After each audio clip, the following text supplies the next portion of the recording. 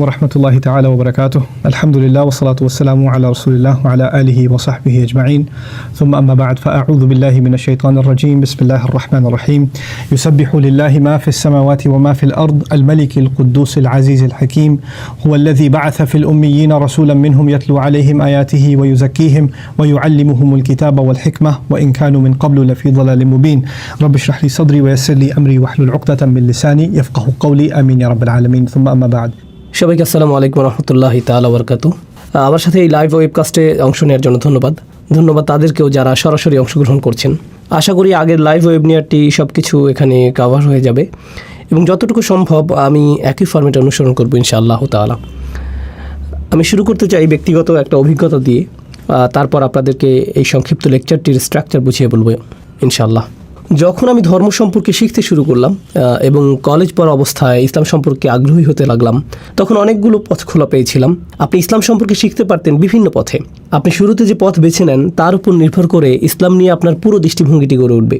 আর যেখানে আমি ইসলাম সম্পর্কে শিখতে শুরু করি সেই নিউ ইয়র্ক শহর ছিল এক্ষেত্রে অদ্ভুত এক জায়গা। কোন মসজিদে আপনি যান তার উপর নির্ভর করবে ইসলামের কোন রূপটির সাথে আপনি পরিচিত হবেন। আর আমি খুবই উৎসাহী ছিলাম যে কোনো জায়গা থেকে যতটুকু সম্ভব জ্ঞান অর্জন করার ক্ষেত্রে। আর আমার স্বভাব হলো যখন আমি কোনো কিছুর মধ্যে ঢুকে যাই তখন নিজেকে সেই জিনিসটির মধ্যে সম্পূর্ণরূপে সমর্পণ করে দিই। আমি ইসলাম শিখেছি একটি দল থেকে, তারপর আরেকটি, তারপর আরেকটি, তারপর আরেকটি, একজন স্কলার, তারপর আরেকজন, তারপর আরেকজন, নিজেকে সম্পূর্ণরূপে সমর্পণ করে দিয়েছি সত্যিকার অর্থে সেই দলটির দৃষ্টিভঙ্গি বোঝার জন্য। অবশেষে আমি একটি বিষয়ের উপর এসে হোঁচট খেলাম। আমি বুঝতে পারলাম যে আমার ভিতরে কিছু একটা সম্পূর্ণ বদলে গেছে। এটা ঘটেছিল এক রমজান মাসে, দিনের পথে আসার প্রথম দিকে, যখন আমি আরবি ভাষা তেমন কিছুই জানতাম না। আমি একটা প্রোগ্রামে অংশগ্রহণ করি। যখন আমার প্রথম কোরআন শিক্ষক ডক্টর আব্দুস সামি পুরো কোরআনকে আলোচনা করেছিলেন অনুবাদের মাধ্যমে। আর যখন তিনি অনুবাদের মাধ্যমে আলোচনা করছিলেন আর প্রত্যেক আয়াতের সারসংক্ষেপ কথোপকথনের মাধ্যমে উপস্থাপন করছিলেন, তখনই প্রথমবারের মতো আমি অনুভব করলাম যে আমি গ্রন্থ হিসেবে কোরআনের সাথে একত্র হতে পারছি। এর আগ পর্যন্ত আমি কোরআন পড়ার চেষ্টা করেছি অনুবাদ সহকারে। পড়ার সময় আমার কাছে মনে হয়েছে যে আমি খুব সহজে এটি থেকে বিচ্ছিন্ন হয়ে যাচ্ছিলাম। আমি খুব সহজে এর অনেক বক্তব্য সম্পর্কে কনফিউশনে পড়ে যাচ্ছিলাম। যদি আপনি ইসলামের মধ্যকার একটি বিষয় অধ্যয়ন করতে চান, আপনি একজন স্কলারকে জিজ্ঞেস করতে পারেন, একটি আর্টিকেল অথবা একটি বই পড়তে পারেন। কিন্তু আপনি যদি একটি সূরা সম্পর্কে অথবা একটি আয়াতের মূল বক্তব্য সম্পর্কে অথবা কয়েকটি অনুচ্ছেদ সম্পর্কে মোটামুটি ভালো জ্ঞান অর্জন করতে চান, তাহলে আপনাকে অনুবাদের সীমা ছাড়িয়েও বেশ দূরে যেতে হবে বিষয়টি আসলেই বোঝার জন্য। আর অনুবাদের বাইরে যে উপকরণ আছে যাকে বলা হয় তাফসীর, তা বেশ কঠিন মনে হয়েছিল। এটা এমন কোনো জিনিস না যা আপনি সহজেই পড়ে বুঝতে পারবেন। তো আমার মনে হয়েছিল যে কোরআন ও আমার মধ্যে এক ধরনের অসঙ্গতি কাজ করছিল। যদিও এটাই হলো ইসলামের মূল গ্রন্থ, কিন্তু রমজানের সেই অভিজ্ঞতাতে প্রথমবারের মতো আমি আসলেই সত্যিকার অর্থে আল্লাহর বাণীর সাথে একাত্মতা অনুভব করছিলাম। সেই আলোচনাগুলো ছিল 2-3 ঘন্টা লম্বা আর উপসংহারগুলো ছিল 20-30 মিনিটের। আমি বক্তব্যে হারিয়ে গিয়ে ভুলেই যেতাম যে আমি একটা আলোচনা শুনছি। আমার মনে হতো যে আল্লাহ আমার সাথে সরাসরি কথা বলছেন। আর এটা এতটাই প্রবল অভিজ্ঞতা ছিল যে সেই লেকচার সিরিজের শেষে আমি আমার শিক্ষকের কাছে গেলাম। তিনি জানতেন না আমি কে ছিলাম। আমি তার কাছে গিয়ে বললাম, আপনি যা করছেন আমিও তাই করতে চাই। এর দ্বারা আমি দুইটা জিনিস বুঝিয়েছিলাম, আপনি যা শিক্ষাদান করেন আমিও তাও শিক্ষাদান করতে চাই, আমি এভাবেই অবদান রাখতে চাই। কিন্তু তার চেয়েও গুরুত্বপূর্ণ যে বিষয়টা তা হলো আমি সেই ঝর্ণাধারা থেকে আকণ্ঠ পান করতে চাই যার সুধা আপনি পান করেছেন। আমি জ্ঞান অর্জন করতে চাই যেমনটা আপনি করেছেন। আর তিনি আমাকে অনুপ্রাণিত করেছিলেন কোরআনের এবং আরবি ভাষার ছাত্র হওয়ার জন্য। আর সেই তখন থেকে শুরু হলো একটি স্নোবলের মতো বড় হতে থাকে, যা ছিল আমার কল্পনার বাইরে, যে কোরআন সম্পর্কে শিখতে চাইছিল। আর কিছু কিছু বিষয় যা আমি পরিবার বন্ধুবান্ধবকে শেখাচ্ছিলাম, হয়তো কোথাও 2-1টা খুতবা দিয়েছিলাম। এরপরে করলাম পডকাস্ট, যা মিলিয়নের উপর ডাউনলোড হয়েছিল। এরপর সারা পৃথিবী থেকে আলোচনার জন্য দাওয়াত আসতে থাকলো। বিভিন্ন জায়গা থেকে উল্লেখযোগ্য সব স্কলারদের কাছ থেকে শিক্ষার অভূতপূর্ব সুযোগ এসে গেল। আর এখন 1 দশকেরও বেশি সময় ধরে বাইয়েরা ইনস্টিটিউট আপনাদের সাথে আছে। তো আলহামদুলিল্লাহ জিনিসগুলো সেখান থেকে ঘটতে থাকে। কিন্তু এই সব কিছুই শুরু হয় সেই রমজানের কোরআন ক্লাসের অভিজ্ঞতা থেকে। আর সেটাই আমাকে আজকের আলোচনার বিষয়বস্তু নির্ধারণে অনুপ্রাণিত করেছে। এই আলোচনাটি হলো 62তম সূরা জুমার প্রথম অংশ নিয়ে। আমার অধ্যয়নের সময় যখন আমি এই কয়েকটি আয়াত অধ্যয়ন করেছি, এগুলো আমাকে বিশেষভাবে প্রভাবিত করেছিল। কারণ আমার মনে হয়েছিল যেন এই আয়াতগুলো কোরআনের পথে এবং ইসলামের পথে আমার নিজের যাত্রারই সারসংক্ষেপ।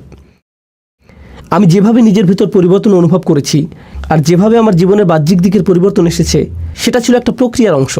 আর পরিবর্তনের সেই প্রক্রিয়াটি আসলে খুব চমৎকারভাবে বর্ণিত হয়েছে সূরা জুমার এই শুরুর আয়াতগুলোতে। আর আপনাদের সাথে এটা শেয়ার করাই আজকে আমার উদ্দেশ্য। আমি শুধুমাত্র লেকচার দিয়ে যেতে আগ্রহী নই। তো এখন আমি আপনাদের সাথে আলোচনা কয়েকটি বিষয় নিয়ে শুরু করব, আর আশা করছি ইনশাআল্লাহ আপনারা আমার সাথেই থাকবেন এবং বিষয়গুলো বুঝতে পারবেন পর্যায়ক্রমে সুশৃঙ্খলভাবে। আমি বিষয়গুলোকে আজকে সুশৃঙ্খলভাবে উপস্থাপন করতে চাই, যাতে আপনারা বিষয়গুলো সহজেই মনে রাখতে পারেন, যা আপনারা এত ভালোভাবে অনুধাবন করবেন যে তখন আপনারা নিজের ভাষায় তা অন্যদেরকে বোঝাতে পারবেন ইনশাআল্লাহ। প্রথম যে বিষয়টা আমি শেয়ার করতে চাই তা হলো সূরা জুমার একটা পরিচিতি দেয়া, এবং যা কোরআনের ৬২তম সূরা, এটা সম্পর্কে কয়েকটি প্রাথমিক বক্তব্য উপস্থাপন করব। দ্বিতীয় যে বিষয়টা আমি করতে চাই, আল্লাহর ৪টি নাম নিয়ে আলোচনা। সূরাটির প্রথম আয়াত আল্লাহর বর্ণনা করেছে তার ৪টি নামের মাধ্যমে, খুবই সুন্দর, গভীর অর্থবোধক নাম, একটি নির্দিষ্ট ধারাবাহিকতায়। তো আমরা কিছুটা কথা বলবো এই ৪টি নাম নিয়ে, তারপর আমরা আলোচনা করব দ্বিতীয় আয়াতে রাসূল সাল্লাল্লাহু আলাইহি সাল্লামকে যে দায়িত্ব দেওয়া হয়েছিল তা নিয়ে। আমাদের রাসূল সাল্লাল্লাহু আলাইহি সাল্লামকে সর্বশ্রেষ্ঠ মিশন দিয়ে পাঠানো হয়েছে, যা কোনো মানুষকে কখনো দেয়া হয়নি। আর দ্বিতীয় আয়াতে সেই সম্পূর্ণ মিশনটির সারসংক্ষেপ করা হয়েছে ৪টি কাজের মাধ্যমে। এগুলো হলো সেই ৪টি কাজ যা রাসূল সাল্লাল্লাহু আলাইহি সাল্লামকে করতে হয়েছিল, যেই পরিবর্তন তিনি এনেছিলেন তার জন্য।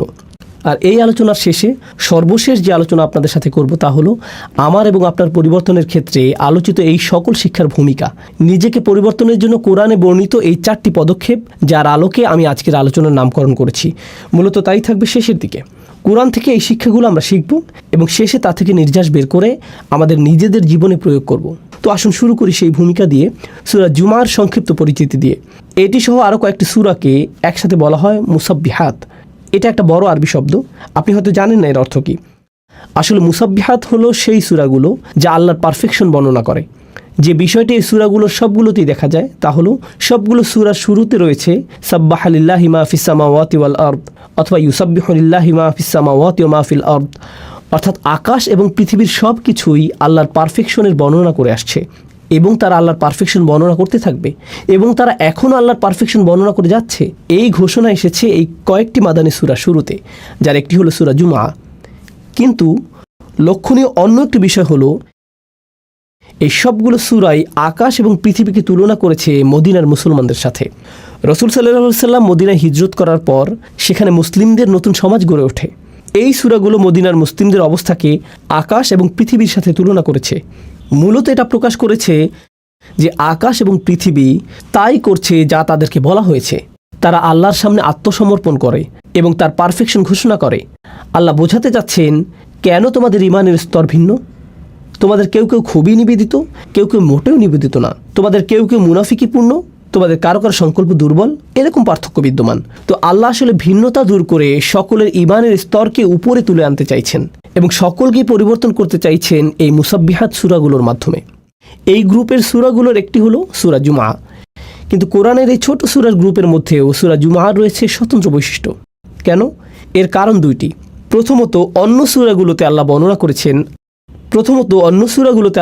করেছেন আকাশ এবং পৃথিবীর এবং তাদের কার্যক্রম এবং তাদের করণীয়। ইউসাব্বিহু লিল্লাহি মা ফিস সামাওয়াতি ওয়া মা ফিল আরদ। আর যেহেতু আকাশ এবং পৃথিবী তাই করে যা তাদের করা উচিত, তাই বিশ্বাসীদেরকে সমালোচনা করা হয়েছে যে তাহলে তোমরা কেন তা করো না যা তোমাদের করা উচিত। লিমা তাকুলুনা মা লা তাফআলুন, তোমরা এমন কথা কেন বলো যা তোমরা করো না। হুয়াল্লাযী খালাকাকুম ফামিনকুম কাফিরুন ওয়া মিনকুম মুমিন, তিনি সেই সত্তা যিনি তোমাদেরকে সৃষ্টি করেছেন, তোমাদের মধ্যে রয়েছে কাফের, তোমাদের মধ্যে রয়েছে ঈমানদার। কেন মানবজাতির মধ্যে এই অসঙ্গতি যখন আকাশমণ্ডলীতে কোনো অসঙ্গতি নেই? কিন্তু এই সূরাটি অন্যগুলো থেকে আলাদা। এই সূরাতে যখনই আল্লাহ বর্ণনা করেছেন আকাশ এবং পৃথিবী এবং তারা তাই করে যা তাদের করা উচিত, এরপর তিনি উল্লেখ করেছেন রাসূল সাল্লাল্লাহু আলাইহি সাল্লামের। আমাদের সমালোচনা করার পরিবর্তে তিনি রাসূল সাল্লাল্লাহু আলাইহি সাল্লামের উল্লেখ করেছেন এবং বর্ণনা করেছেন তিনি তাই করেন যা তার করা উচিত। আকাশমণ্ডলী যেমন আল্লাহর ঐশী নির্দেশ অনুযায়ী চলে, রাসূল সাল্লাল্লাহু আলাইহি সাল্লাম নিজেও আল্লাহর ঐশী নির্দেশ মেনে চলেছেন। আকাশ, পৃথিবী এবং রাসূল সাল্লাল্লাহু আলাইহি সাল্লামের কাজের মধ্যে সংগতি বিদ্যমান ছিল। এই দিক থেকে এই সূরাটি অন্য সূরাগুলো থেকে চমৎকারভাবে আলাদা। এর পাশাপাশি আল্লাহর 2টি নাম উল্লেখের পরিবর্তে এই সূরাটিতে 4টি নামের উল্লেখ করা হয়েছে। এটা আমরা জানবো আলোচনার দ্বিতীয় অংশে। এখন প্রথম আয়াতের বিষয়বস্তুতে যাওয়ার আগে এবং আল্লাহ 4টি নামের আলোচনার আগে আমি আপনাদের সাথে আলোচনা করতে চাই, শুধুমাত্র এই আলোচনারই নয়, বরং পুরো সূরাটির সামগ্রিক মেসেজটি নিয়ে। মূলত এর মেসেজটি হলো পরিবর্তন। আর এটি বোঝার জন্য আপনাকে বুঝতে হবে কোরআনের বহুল ব্যবহৃত একটি উপমা এবং দৃষ্টান্ত। অনেক জায়গাতে কোরআন নিজেকে তুলনা করেছে আকাশ থেকে নেমে আসা বৃষ্টির সঙ্গে। এভাবে তুলনা করা হয়েছে। আর এই তুলনাটি উপলব্ধি করা গুরুত্বপূর্ণ। পানি আসে আকাশ থেকে, কোরআনও এসেছে আকাশ থেকে। পানি হলো বিশুদ্ধ, কোরআনও বিশুদ্ধ। পানি মাটিকে জীবন দান করে, যা আগে মৃত ছিল। এতে জীবনের সম্ভাবনা ছিল, কিন্তু এটা ছিল মৃত। একইভাবে কোরআন হৃদয়কে জীবিত করে তোলে, যা আগে মৃত ছিল। হৃদয়ের মধ্যে সম্ভাবনা ছিল, কিন্তু ভিতরের সেই সম্ভাবনা এখন সক্রিয় নয়। অথবা এর ভিতরে নেক কাজের বীজ ছিল, কিন্তু এটা প্রস্ফুটিত হওয়ার এবং বিকশিত হওয়ার সুযোগ পায়নি। পানি এবং কোরআনের উপমাটি খুবই শক্তিশালী, কারণ এটা আসলে পরিবর্তনেরই উপমা। এক অর্থে আমাদেরকে তুলনা করা হয়েছে মাটির সাথে। যেমন মাটি পরিবর্তিত হয় পানির দ্বারা, সবুজে সুশোভিত হওয়ার পর বৃষ্টি তার পরশ বুলানোর পরের এবং আগের দৃশ্য থেকে মনে হয় যেন এটি পৃথক দুইটি জায়গা। মানুষের ক্ষেত্রেও এটি সত্য হয়। যখন ওহির পরশ জীবনকে ছুঁয়ে যায়, মানুষের ক্ষেত্রেও এটি সত্য হয় যখন ওহির পরশ জীবনকে ছুঁয়ে যায়। এখন আসুন জানি সেই পরিবর্তন সম্পর্কে। কিভাবে মানুষের পরিবর্তন হতে পারে, সেই পরিবর্তনটি কি যা কোরআনে এসেছিল। শুধুমাত্র ঐতিহাসিক দৃষ্টিকোণ থেকে দেখলে কোরআন নাজিল হওয়া শুরু হয় যখন রাসূল সাল্লাল্লাহু আলাইহি ওয়াসাল্লামের বয়স হয়েছিল 40 এবং এটা বন্ধ হয় যখন তার বয়স হয়েছিল 63। এটি 23 বছরের খুবই সংক্ষিপ্ত একটি সময়। আর এই সময়ের মধ্যে অবিশ্বাস্য একটি বিপ্লব ঘটে গেল। পৃথিবীর মানচিত্রের অজ্ঞাত উপেক্ষিত এই অংশে, মরুভূমির মাঝখানে, যেখানে কোনো বড় সাম্রাজ্য ছিল না, মহান কোনো ঐতিহাসিক বা কোনো স্কলার এবং এ জাতীয় কিছুই ছিল না, সম্পূর্ণরূপে অজ্ঞাত সেই স্থানে একটি বিপ্লব ঘটে গেল। একটি বিপ্লব যা মানুষকে ভিতর থেকে পরিবর্তন করে দিল। তাদের সব কিছুই পরিবর্তিত হয়ে গেল। কিভাবে তারা জীবনকে দেখত, দুঃখ এবং আনন্দ সম্পর্কে তারা কিভাবে চিন্তা করত, জীবনে তাদের অগ্রাধিকার কী ছিল, কার্যত সব কিছু পরিবর্তিত হয়ে গেল।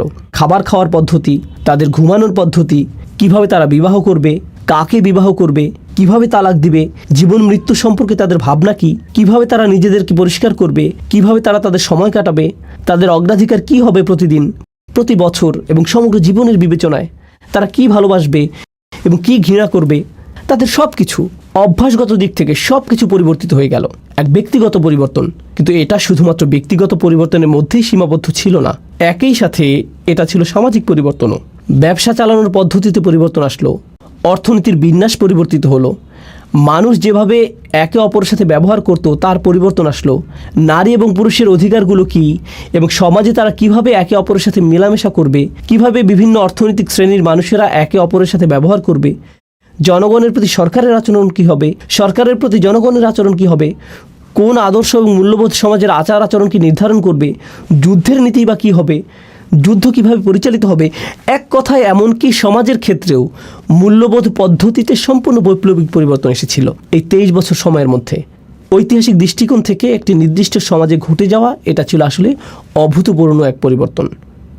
উপরন্তু আপনি যদি এই বিষয়টি চিন্তা করেন, এই মানুষগুলোর ছিল হাজার বছরের পুরনো ঐতিহ্য এবং সংস্কৃতি।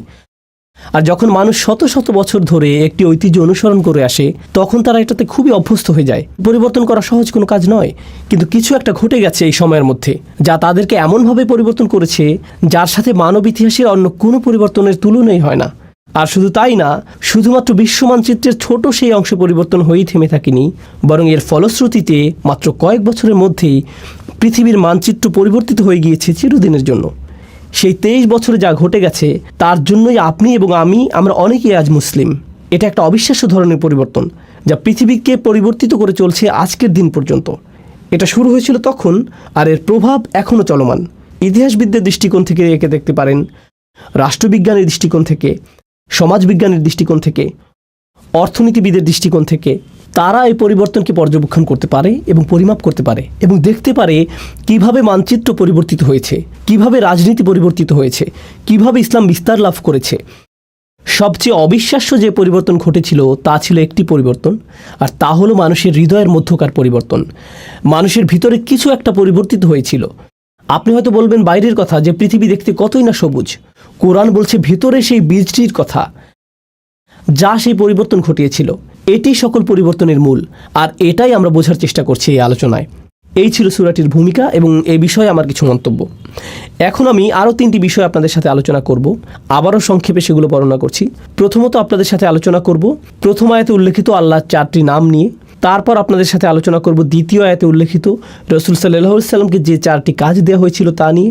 আর তৃতীয়ত আমরা এই সবগুলোকে একসাথে নিয়ে আসব এবং বোঝার চেষ্টা করব কিভাবে আমরা আমাদের নিজেদেরকে পরিবর্তিত করতে পারবো। তো আসুন প্রথম আয়াতটি দিয়ে শুরু করা যাক। বিসমিল্লাহির রহমানির রহিম।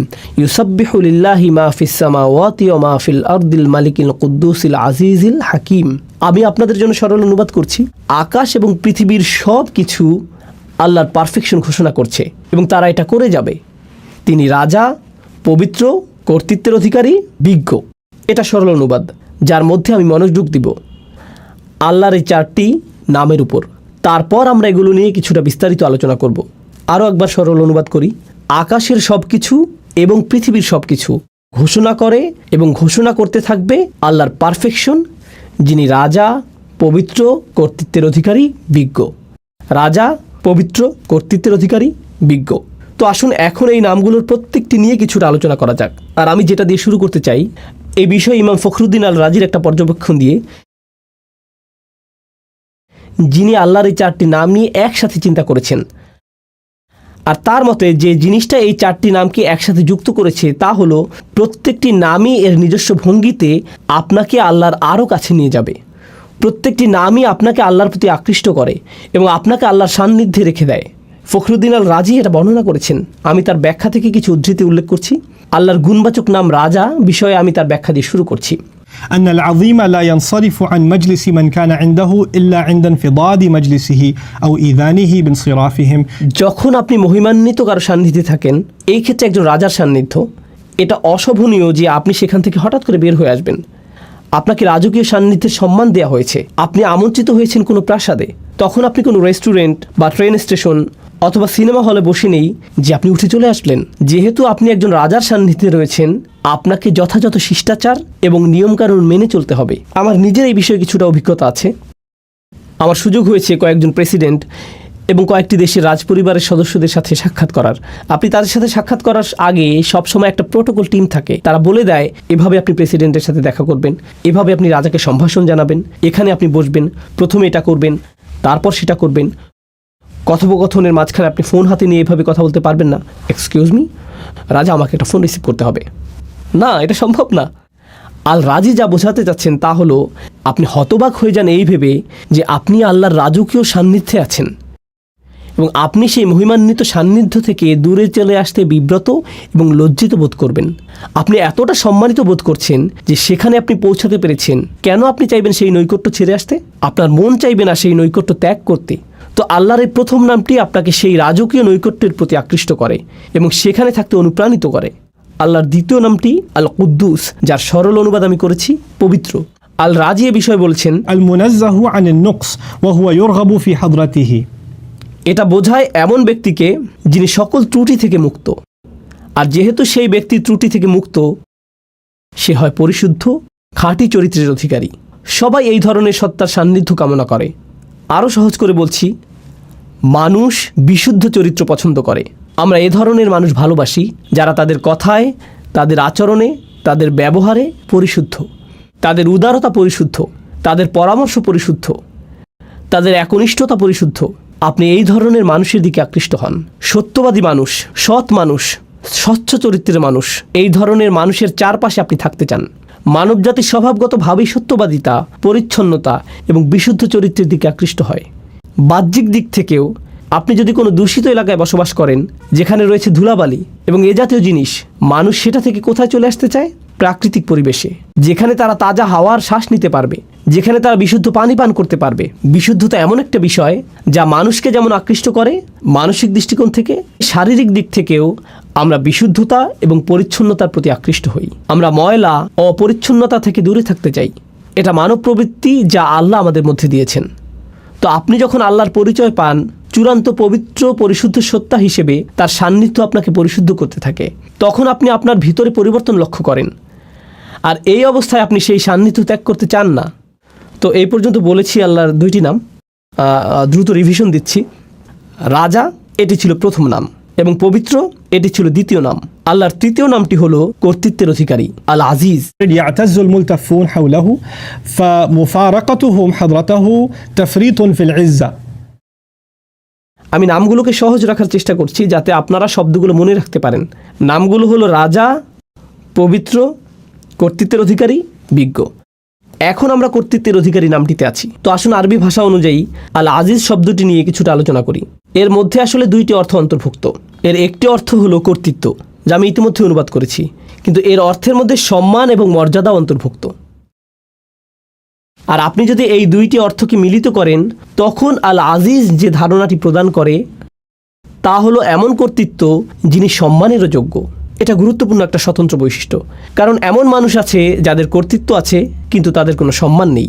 এমন এলাকা আছে যেখানে পুলিশের যথেষ্ট কর্তৃত্ব আছে কিন্তু এলাকার মানুষ তাদেরকে সম্মান করে না। এমন মানুষ থাকতে পারে যার সম্মান আছে, একজন শিক্ষক, কিন্তু তার কোনো কর্তৃত্ব নেই। এরকমও ঘটতে পারে। কিন্তু আল আজিজ হলেন এমন সত্তা যার কর্তৃত্ব আছে এবং তিনি একই সাথে সম্মানিত। আল রাজি বলেছেন কেন এই নামটি আকর্ষণকারী? তার মতে এই সবগুলো নামই কোনো না কোনোভাবে আকর্ষণ সৃষ্টিকারী, তাই না? এগুলো আপনাকে আল্লাহর নিকটবর্তী করে। তিনি বলেন এই গুণটিও রাজার মতো। একজন সম্মানিত এবং কর্তৃত্বের অধিকারী ব্যক্তি আপনাকে আমন্ত্রণ জানিয়েছেন, তার নৈকট্য লাভ করেছেন। আপনি সেই নৈকট্য ছেড়ে আসলে তিনি অসম্মানিত হবেন না, বরং আপনি নিজে অসম্মানিত হবেন। আপনি সেই সম্মান থেকে বঞ্চিত হবেন। আপনি আমন্ত্রণ পেয়েছেন সম্মানিত কোনো ব্যক্তির পক্ষ থেকে, আপনি আমন্ত্রণ পেয়েছেন কর্তৃত্বের অধিকারী কোনো ব্যক্তির কাছ থেকে। তো আপনার তার প্রতি আনুগত্য প্রদর্শন করা, সেখানে গিয়ে অবস্থান করার অর্থ হলো আপনার নিজেকে সম্মানিত করা। তো মানুষ আসলে সম্মানিত হতে পারে আল আজিজের সান্নিধ্য পাওয়ার মাধ্যমে। আর সব শেষে আমি দ্রুত আলোচনা করছি এই লিস্টের শেষ নামটি, আল মালিক, আল কুদ্দুস, আল আজিজ এবং সবশেষে আল হাকিম, রাজা, পবিত্র, কর্তৃত্বের অধিকারী এবং সবশেষে বিজ্ঞ। إذا فارق أحد حضرته فاته في كل آن شيء من الحكمة। চমৎকার কথা। যখন আপনি কোনো বিজ্ঞ ব্যক্তির সান্নিধ্যে থাকেন, তার কাছ থেকে বিজ্ঞতা অর্জন করতে যে কয়টি মুহূর্ত আপনি মিস করেন তাই আপনার জন্য ক্ষতি। প্রতিটা মুহূর্তকে আপনি কাজে লাগাতে চান। আমার এই ধরনের অভিজ্ঞতা আছে, যা হয়তো আপনারও আছে। খুব কম সংখ্যক মানুষই আছে যারা প্রকৃত বিজ্ঞতার উৎস। আর আপনার নিকটে যদি তেমন বিজ্ঞ ব্যক্তি থাকে, আপনি নিশ্চয়ই জানেন যে সবাই সেই ব্যক্তির সান্নিধ্য পেতে চায়। তেমন ব্যক্তির নিরবিচ্ছিন্ন মনোযোগ পাওয়া সহজ নয়। আর যদি আপনি তা পান, আপনি চেষ্টা করেন প্রতিটা মুহূর্তকে কাজে লাগাতে, যাতে তার কাছ থেকে পাওয়া সবটুকু বিজ্ঞতাকে ধারণ করতে পারেন। পৃথিবীর বিভিন্ন প্রান্তে কিছু কিছু শিক্ষক আছেন যাদেরকে আমি অনুসরণ করি। আমি ভ্রমণ করে তাদের কাছে যাই, যেখানে গিয়ে কোনো লেকচার দেওয়ার জন্য না, আমি ভ্রমণ করি তাদের সাথে সাক্ষাৎ করার জন্য।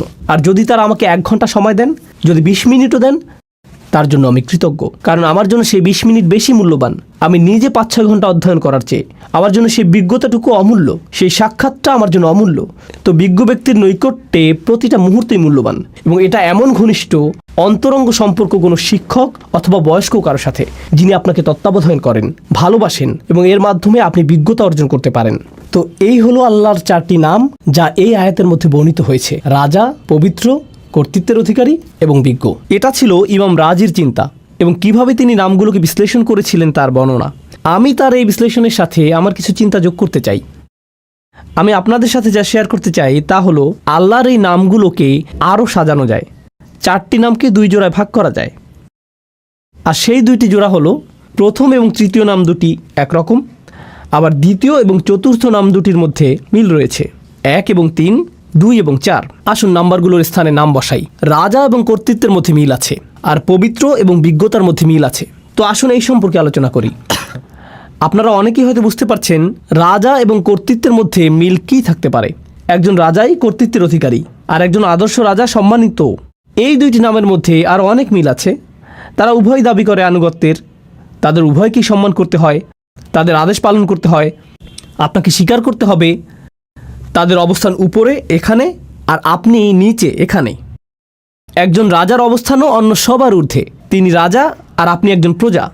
আপনার অবস্থান নিচে এখানে। আল্লাহর এই নামগুলো আমার উপর তার কি প্রভাব ফেলে?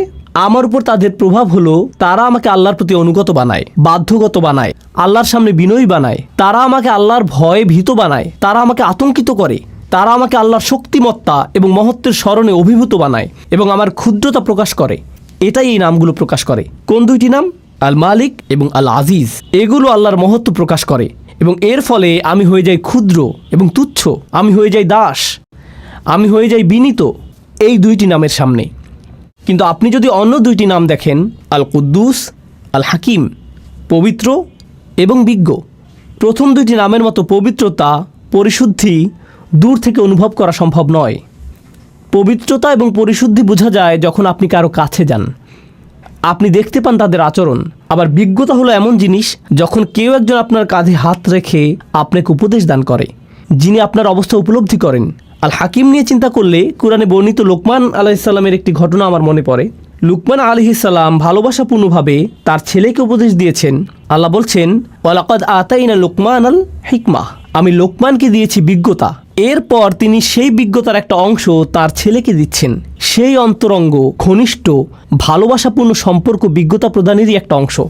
আপনি দূর থেকে বিজ্ঞতা অর্জন করতে পারবেন না, আপনাকে কারো সাথে সম্পর্ক তৈরি করতে হবে যাতে তিনি আপনার অবস্থার সাথে সম্পর্কিত উপদেশ প্রদান করতে পারেন। অন্য নামটি আল কুদ্দুস, পরিশুদ্ধ সঙ্গ, পবিত্র সঙ্গ, এমন সঙ্গ যার উপস্থিতিতে আপনি ভালো অনুভব করেন, আপনি প্রশান্তি অনুভব করেন। আমার কাছে আল কুদ্দুস এবং আল হাকিমকে এভাবেও সম্পর্কিত মনে হয়, যখন আপনি পরিশুদ্ধ কারো সান্নিধ্যে থাকেন তখন আপনার হৃদয় পরিশুদ্ধ হতে শুরু করে। আর আপনি যখন বিজ্ঞ কোনো ব্যক্তির সান্নিধ্যে থাকেন তখন তার বিজ্ঞতা দ্বারা আপনার মন পরিশুদ্ধ হতে শুরু করে। তো হৃদয় এবং মন পবিত্র হয় আল কুদ্দুস এবং আল হাকিম দ্বারা। তো দুইটি নাম হলো দূরত্ব সূচক, রাজকীয়, মহিমান্বিত, এমনকি ভয় সৃষ্টিকারী। আর অন্য দুইটি নাম নৈকট্য সূচক, বন্ধুত্বপূর্ণ, তারা আপনাকে কাছে টানে। এটা থেকে মনে হয় যেন এই নামগুলো বোঝায় দূরে কাছে, বারে বারে দূরে রাখা এবং কাছে টানার প্রক্রিয়া চলছে। আমার এবং আল্লাহর মধ্যে সম্পর্কের ক্ষেত্রে এই নামগুলোর যে বিপরীতধর্মী প্রতিক্রিয়া তা আসলে খুবই চমৎকারভাবে কোরআনে বর্ণিত হয়েছে। আর আল্লাহর সাথে আমার সম্পর্কের ক্ষেত্রে এই উভয় অবস্থাই দরকারি। প্রথমে আমি আপনাদেরকে এর একটা উদাহরণ দিতে চাই। এক্ষেত্রে আমার প্রিয় উদাহরণটি হলো মূসা আলাইহিসসালামের উদাহরণ। যখন তিনি আগুন দেখতে পেলেন, তিনি ছিলেন তার পরিবারের সাথে, আর তখন তিনি পাহাড়ের উপর আগুন দেখতে পেলেন।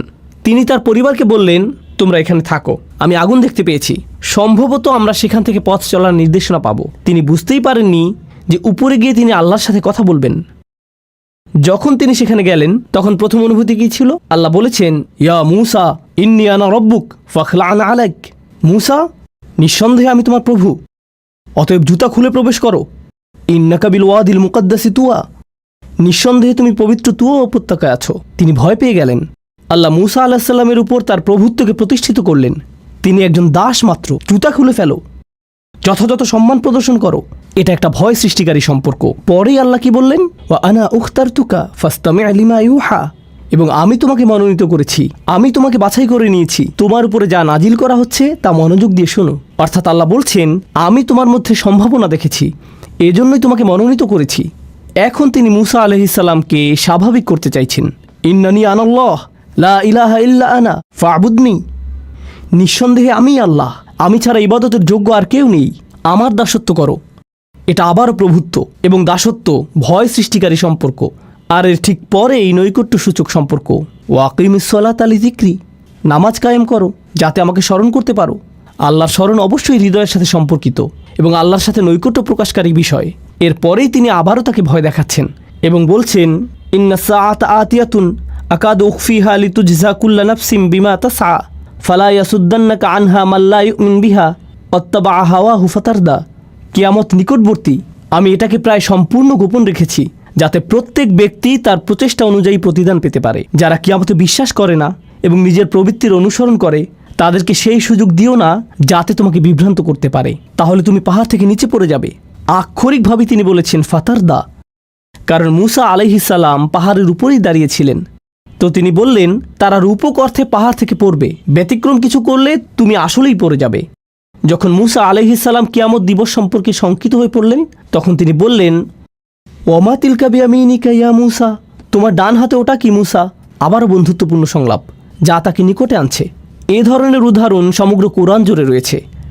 এখন এটা জানা গুরুত্বপূর্ণ যে কেন এ ধরনের সংলাপ, কেন কিছু নাম আমাদেরকে আতঙ্কিত করছে, ভীত করছে, আল্লাহর কর্তৃত্ব প্রতিষ্ঠা করছে, আর অন্য নামগুলো কেন তাকে বন্ধুত্বে পরিণত করছে, ঘনিষ্ঠ সহযোগী বানিয়ে দিচ্ছে।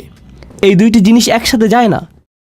লক্ষ্য করুন, যখন আল্লাহর সাথে আপনার সম্পর্ক শুধু কর্তৃত্বকে ঘিরে হয় তখন আপনি আল্লাহর ভয়ে এতটাই ভীত হবেন এবং এতটাই আতঙ্কিত থাকবেন যে আপনি সকল আশা হারিয়ে ফেলবেন। যদি আল্লাহর সাথে আপনার শুধুই বন্ধুত্ব এবং ভালোবাসার সম্পর্ক হয় তখন আপনি বলবেন, আল্লাহ আমাকে ভালোবাসেন, তিনি আমার প্রকৃত অবস্থা জানেন, আমি তাকে ভালোবাসি, তিনি আমার সবচেয়ে ভালো বন্ধু, ইত্যাদি ইত্যাদি। আপনি জানেন বন্ধুদের মাঝে কি হয়? বন্ধুদের কারো উপর কারো কর্তৃত্ব থাকে না। বন্ধুরা এমন বলে, হ্যাঁ আমি তার সাথে সীমালঙ্ঘন করি, কিন্তু তাতে কি? যদি আল্লাহর সাথে আমাদের সম্পর্ক শুধুমাত্র তার কর্তৃত্বের মাধ্যমে হয়, আমরা শুধুই আতঙ্কিত এবং ভীত হব, তখন আল্লাহর সাথে আমাদের সম্পর্কের বহিঃপ্রকাশ হবে খুবই নিরাশাজনক, খুবই নিরাশাজনক। যদি আল্লাহর সাথে আমাদের সম্পর্ক শুধুমাত্র নৈকট্য, বন্ধুত্ব এবং অন্তরঙ্গতাকে কেন্দ্র করে হয়, আমরা সেই নমনীয়তার ফায়দা নিতে শুরু করব এবং তার অবাধ্যতা শুরু করব। আল্লাহ এই দুইটি জিনিসের মধ্যে ভারসাম্য রক্ষা করেছেন, যেমন তিনি ভয় এবং আশার মধ্যে ভারসাম্য রক্ষা করেছেন, কর্তৃত্ব এবং নৈকট্যের ক্ষেত্রেও একইভাবে ভারসাম্য রক্ষা করেছেন। আর সেই ভারসাম্যটি এত চমৎকারভাবে উপস্থাপিত হয়েছে আল মালিক, আল কুদ্দুস, আল আজিজ, আল হাকিম, রাজা, পবিত্র, কর্তৃত্বের অধিকারী, বিজ্ঞ, কাছে এবং দূরে, বারে বারে। সুবহানাল্লাহ। তো এখন আমরা প্রস্তুত। আমি আপনাদেরকে এই 4টি নামের পরিচয় দিয়েছি: রাজা, পবিত্র, কর্তৃত্বের অধিকারী এবং বিজ্ঞ।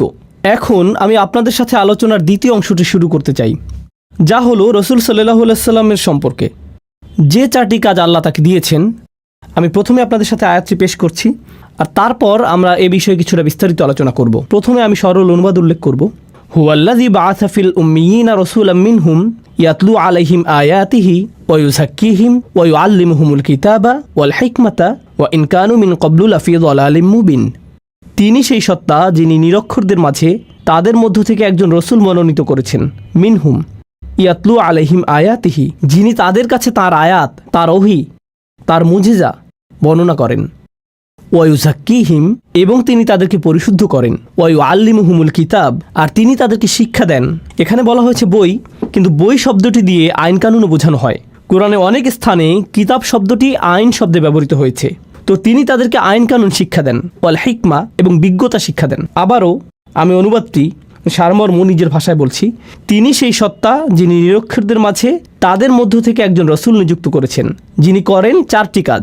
আর তা হলো, তিনি তাদের কাছে তার আয়াতসমূহ বর্ণনা করেন অথবা মুজিজাসমূহ তাদের কাছে উপস্থাপন করেন, তিনি তাদেরকে পরিশুদ্ধ করেন, তিনি তাদেরকে শিক্ষা দেন আইন কানুন এবং বিজ্ঞতা।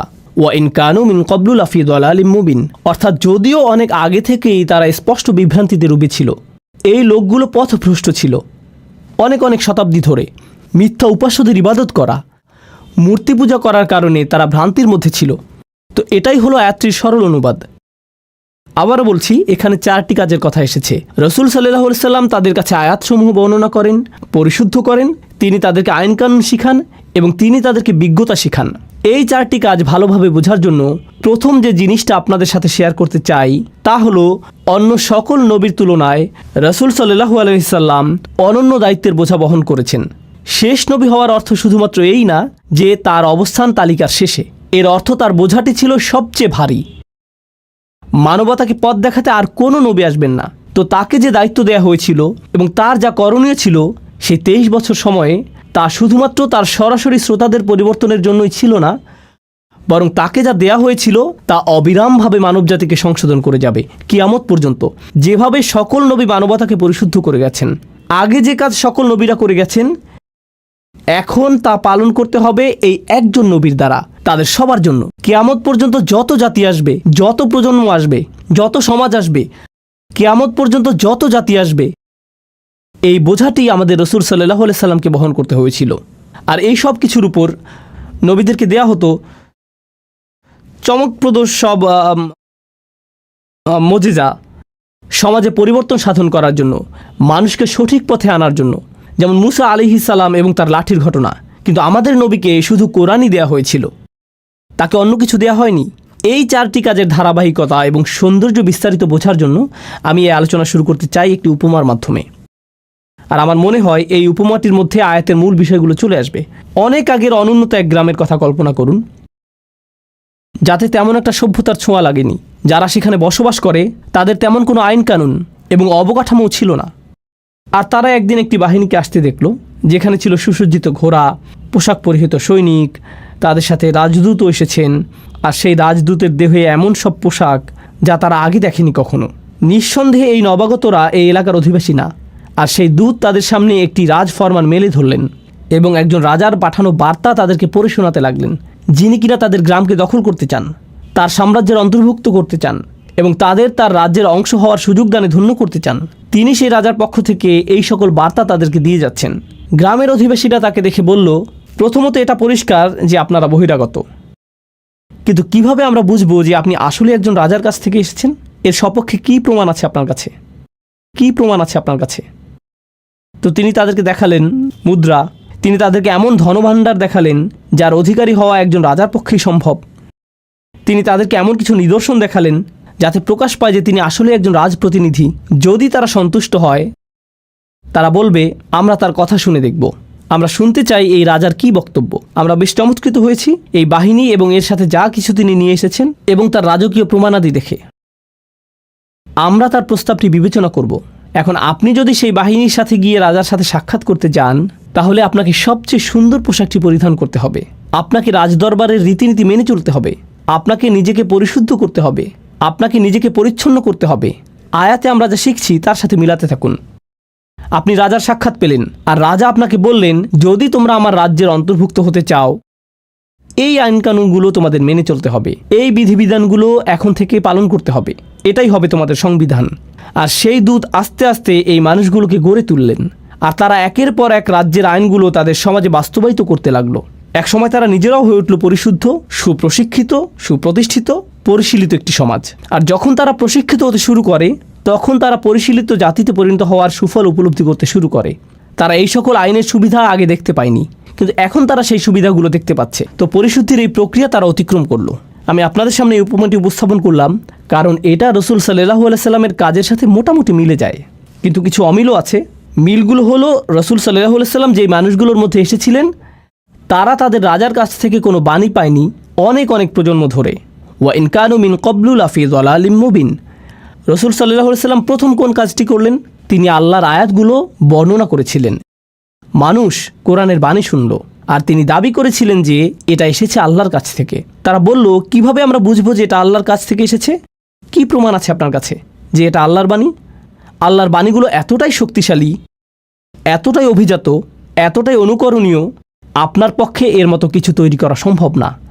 এর প্রভাব এতটাই অভিভূতকারী যে যারা এটা শুনবে তারা তৎক্ষণাৎ বুঝতে পারবে যে এই কথাগুলো কোনো মানুষের কথা নয়। তারা আল্লাহর বাণীর মুজিজা সরাসরি উপলব্ধি করেছিল, আর শুধুমাত্র এটাই তাদেরকে বিনয়াবনত করেছিল।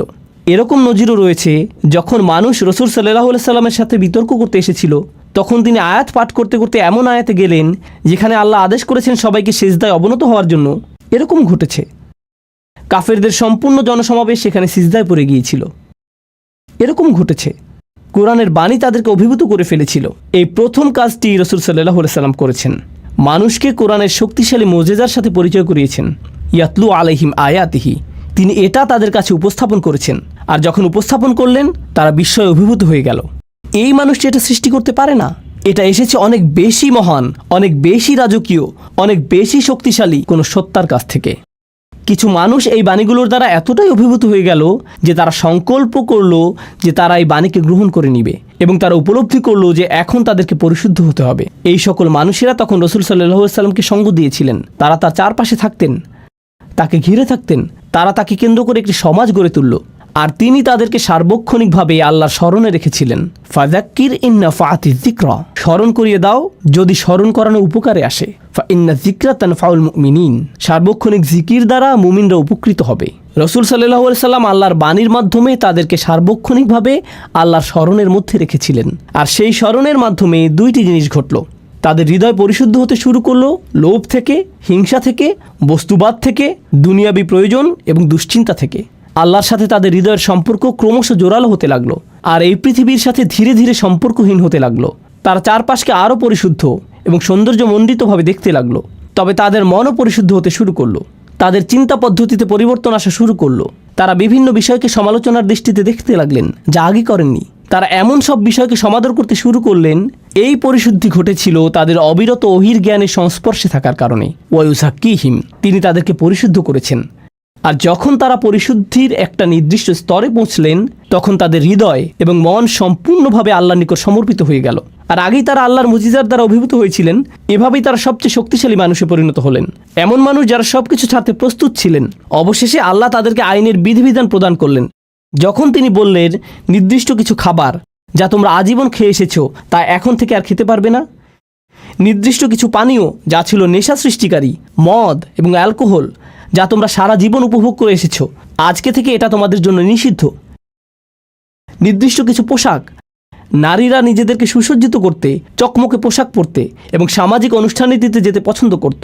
আর তারপর কোরআন বলল, না, আজকে থেকে তোমরা অন্যভাবে পোশাক পরিধান করবে, এবং তাদেরকে আইনের বিধিবিধান দিল। যখন আল্লাহ আইনের বিধিবিধান দিলেন, এই মানুষগুলো তৎক্ষণাৎ প্রস্তুত ছিলেন তা বাস্তবায়নের জন্য। কেন এরকম ঘটল? কারণ দীর্ঘ একটা সময় ধরে দুইটি বিষয় ঘটে গিয়েছিল। ইয়াতলু আলাইহিম আয়াতিহি, তারা অভিভূত হয়েছিল আল্লাহর মোজেজার দ্বারা, তারা আল্লাহর বাণীর কাছে বিনয়াবনত হয়েছিল এবং অবিরত তারা কোরআনের স্মরণ দ্বারা পরিশুদ্ধ হয়েছিলেন। এরপর অবশেষে তারা প্রস্তুত হয়েছিলেন আইন মানার জন্য। এই বিষয়ে হযরত আয়েশা রাদিয়াল্লাহু তাআলা আনহার উক্তিটি স্মরণীয় হয়ে থাকবে, লাউ আউয়ালা মা নাযালা মিনাল কুরআন লা তাশরবুল খামর লাকুল্লা আল্লাহি লান নাতরুকাল খামরা আবাদা। তিনি বলেছেন, কুরআন নাজিলের প্রথমেই যদি বলা হতো যে মদ পান করো না, তাহলে আমরা বলতাম আমরা কখনোই মদ ছাড়বো না, আমরা কখনোই এটা ত্যাগ করতাম না, কারণ তখন আমরা পরিশুদ্ধ হইনি। এটাই তিনি বোঝাতে চেয়েছেন।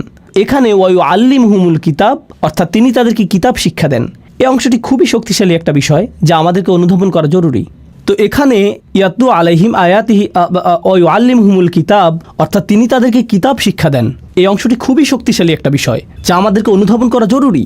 ইসলামের আইনকানুনগুলো এরকম না যে শুধুমাত্র বলে দিলাম এটা হারাম, এটা হারাম, ওটা হারাম। আপনি যদি আসলেই চান যে তারা পরিবর্তিত হোক, তাহলে তাদেরকে কোরআনে বর্ণিত এই একই প্রক্রিয়ার মধ্য দিয়ে যেতে হবে।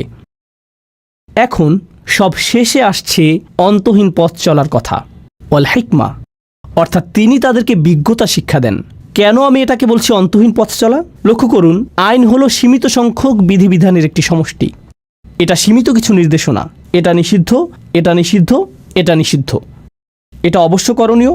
আপনাকে দিনে 5 ওয়াক্ত নামাজ আদায় করতে হবে, সামর্থ্য থাকলে হজে যেতে হবে, আপনাকে রমজান মাসে রোজা রাখতে হবে। আইনের সংখ্যা সীমিত। ইসলামের আইনের সংখ্যা অসীম নয়, কিন্তু বিজ্ঞতা হলো সম্পূর্ণরূপে ভিন্ন একটি বিষয়। বিজ্ঞতা হলো অসীম, সমগ্র জীবনব্যাপী সাধনা। কোরআন শুধুমাত্র আমাদেরকে আইন দিতে আসেনি, কোরআন এসেছে সারা জীবনব্যাপী পাওয়া যায় এমন বিজ্ঞতা দিতে। আমার সমগ্র জীবন যদি ব্যয় হয় কোরআন থেকে বিজ্ঞতা অন্বেষণ করতে, তবুও সামান্য কয়েক ফোঁটা অর্জন করেই আমাকে পৃথিবী ছাড়তে হবে। এটাই বিজ্ঞতার ধরন। তো সবশেষে আল্লাহ আযজা ওয়া জাল্লা বলছেন, তিনি তাদেরকে বিজ্ঞতা শিক্ষা দেন। তিনি তাদেরকে সেই পদ্ধতির শিক্ষা দেন যাতে তারা এই গ্রন্থটির সাথে সম্পর্ক তৈরি করতে পারে এবং এটা থেকে আরও রত্ন আহরণ করতে পারে। আফালা ইয়াতাদাব্বারুনা কুরআন, তারা কি কোরআন নিয়ে গভীর মনোনিবেশ সহকারে চিন্তা করে না? এই প্রক্রিয়াটির কথাই কোরআনে এসেছে। প্রসঙ্গক্রমে বিজ্ঞতা সম্পর্কে আরেকটি বিষয় হলো, বিজ্ঞতা আইনের পেছনের অন্তর্নিহিত বিজ্ঞতাকেও শিক্ষা দেয়।